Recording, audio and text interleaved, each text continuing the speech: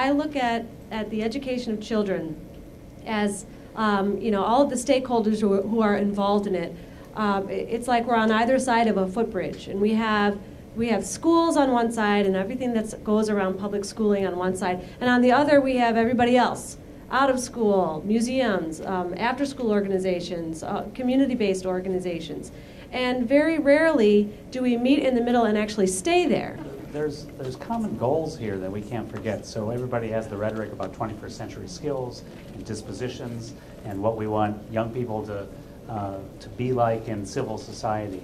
And so if you're crossing your bridge and you're crossing from the schoolhouse, you're talking about your ISATs, but you're really talking about literacy and mathematics, science, and being engaged as a student. And if you're crossing from the museum side, writ large, you're talking about engaged learning. You're talking about actually digging into some of the very same skill sets. So, again, rather than a bridge to nowhere, create a bridge to somewhere based on these common themes and these common people.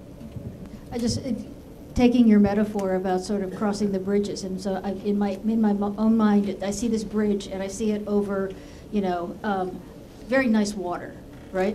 And I'm sort of like, so what happens when you get to the middle of the bridge? And so it seems what we're hearing is that it would be nice if it's, okay, maybe it's about coming across the bridge and meeting in the middle, but maybe it's about trying to learn how to play well and what to do in the water. Like, it's a whole different environment and it's a whole different approach is what I'm hearing. And, and will there be some people who'd be willing to take a chance on some, projects or initiative that would start to do that? And if the faith that I think you would need to have to do that, and I don't know that there's, you could put a data-based argument together on this, I think.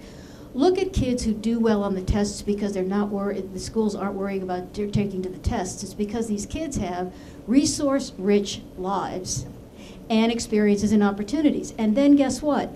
It just so happens that they do well on tests and achievement. Would someone be willing to take that leap? That let's not teach to the test, not even focus on that to begin with.